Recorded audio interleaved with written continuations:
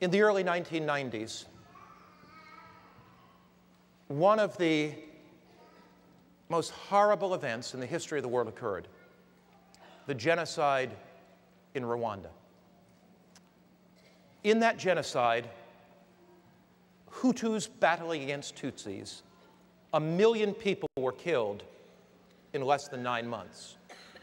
When the genocide began, there were 380,000 Adventists, Seventh-day Adventists, in Rwanda. When it ended, 100,000 were dead. In 6 months, 100,000 Adventists were slain, not because they were Adventists, but because they were part of the minority tribe. In recent years, I've traveled to Rwanda on a number of occasions, speaking in large stadiums. There are trials going on right now in Rwanda trying the killers. As we traveled there, I talked to my host, the union president, Eman Rutalinga, and I said, "Pastor Rutalinga, did anybody that you know die in the genocide?" He said, "Pastor Mark, I was out preaching the day that the radio announcement came, cut down the tall trees. And when the radio announcement came, cut down the tall trees, tens of thousands of militia, largely young people with machetes, ran through the streets, killing every Tutsi they could see. The killing was so great that the bodies stacked up in the streets and dogs came and ate them. The killing was so great that they threw thousands of bodies into the river, and the river was clogged with bodies. Pastor Rutalinga was out preaching as union president. The militia came into the church, brought out his wife, his 3 children, his grandchildren, and killed them outside the church that day. I talked to the conference president. "Did you lose anybody?" He said, "Yes, I did." I said, "Who did you lose?" He said, "I lost my wife, my 7 children." I talked to my driver. "Did you lose anybody?" "Yeah, I lost 47 members of my family. I'm the only one that survived." As I talked to them, Pastor Eman Rutalinga said to me, he said, "Mark, I want you to meet a woman. And when you meet her, your life will be changed forever. Her name is Adele Selfu." And so we got in the truck and we went out this rough road, back country, outside of Kigali in Rwanda. And Pastor Rutalinga told me the story as we went. This woman had been with her husband when the killers came, and she held his hand as they put a machete and split his head open, and as they hit him in the neck and they murdered him. She was there. And Pastor Eman Rutalinga said, "Mark, I believe she will tell you the story." As I walked into her house, I saw a picture of her pastor, Seventh-day Adventist pastor husband, on the wall. And in respect, I simply walked over and stood and looked at the picture. And I thought about what it would be like if I were holding my wife's hand and somebody ran to me, and the horror that she would go through as they split my head open with a machete. As we sat down, we made small talk for a while, and Mrs. Selfu came in the room. And I broached the subject very carefully. I said, "Sister Selfu, I understand you were with your husband when the militia hacked him to death. It may be very difficult to talk about it, but would you like to share it with me?" She began to cry, and she said, "Pastor, I'll share it." She said, "We got word that the militia was coming closer and closer to our village. We fled with 45 others to a Catholic church in the basement. We thought it would be a hiding place and they may go by the church. As we were in the basement, the militia came in with machetes. They began to hack and hack and hack. Actually, there were 60 people in the room. 45 were killed immediately. She said, I held my husband's hand and somebody came and just hit him with a machete, and the blood from his head splat all over me. She said, it was horrible, Pastor. And then the person took the machete and hit me in the head. She pulled back her beautiful black hair, and I saw a scar that began here and went down the center of her head. She said, Pastor, they then hit me in my wrist, trying to chop off my wrist. She held up her wrist. It was just flapping around. She said, Pastor, then they hit me on the shoulder. And she pulled down her dress a little bit, and I saw the scar on her shoulder. She said, they left me for dead. And my body lay among the dead bodies for 3 days. At the end of 3 days, the militia had moved on.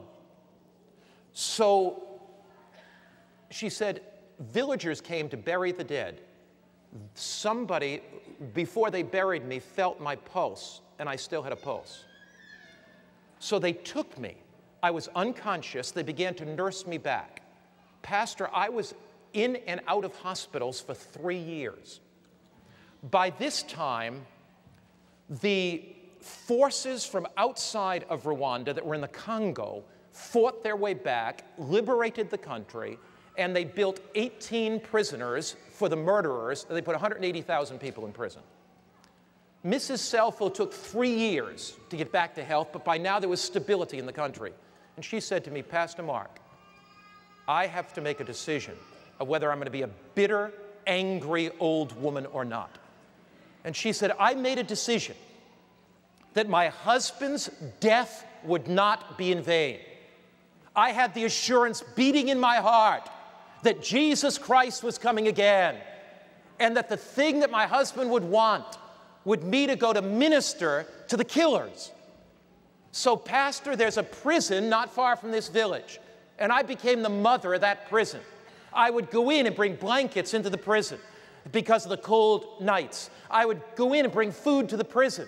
I began studying the Bible with the prisoners. These were killers. One day, Pastor, I was in the prison. A young man fell at my feet, and he began to kiss my feet. And I looked at his face, and he said, do you remember me? And she said, I wish I could get that face out of my mind. It was the young man in his early 20s that took the machete and chopped my husband's head in half. It was the young man. I never knew he was in that prison. I never thought that I would see him again. It was the young man that took the machete and put the scar in my head and gave me such pain. And he said, would you forgive me? And she said, I picked him up and I hugged him and I said, I will forgive you. Pastor, I studied the Bible with him for 6 months. Pastor, he stood up before the whole prison and we assembled all the prisoners in the prison yard the day of his baptism and he confessed his sin. Pastor, we baptized him. Now, Pastor, he got amnesty after a few years and was let out of the prison. But here's the problem. His father and mother were killed in the genocide.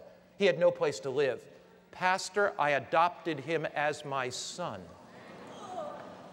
Would you like to meet him? My heart was beating. Beads of perspiration stood out of my head. I looked at the pastor's picture, who this man had killed. I thought a killer was going to walk through the door. And Lewis walked through the door. A gentle smile on his face, a sparkle in his eyes. And Mrs. Selfo walked over and put her arms around him. And she said, let me introduce you to my adopted son. She said, one day when Jesus comes, all the suffering will be worth it all. One day that Jesus comes, all the heartache will be worth it all. One day that Jesus comes, all the burdens will be worth it all. One day when Jesus comes, the past will be gone. She said, what inspires me is the forward look. Jesus is coming again. Is there something in your heart right now that needs to be dealt with? Have you been harboring some bitterness? Is there some sin secretly in your life?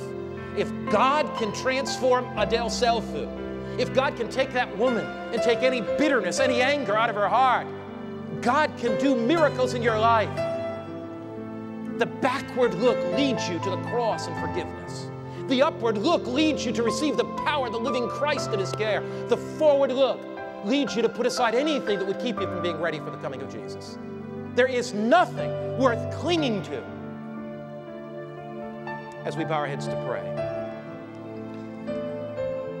is there somebody here today that you just want to lift your hand and say, Lord, I need the forgiveness. I need the forgiveness that you only can give. Lord, I need that forgiveness. I need that freedom from guilt.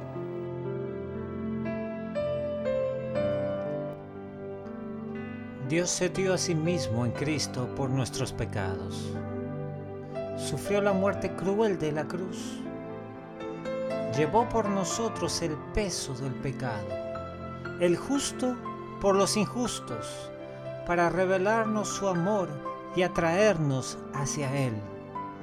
Antes, dice, sed dignos unos con otros, misericordiosos, perdonándonos unos a otros, como Dios también os perdonó a vosotros en Cristo.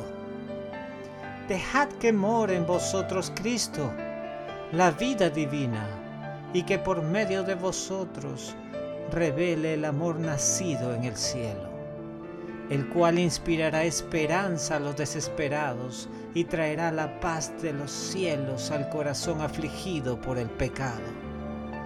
Cuando vamos a Dios, la primera condición que se nos impone es que al recibir de Él misericordia, nos prestemos a revelar su gracia a otros.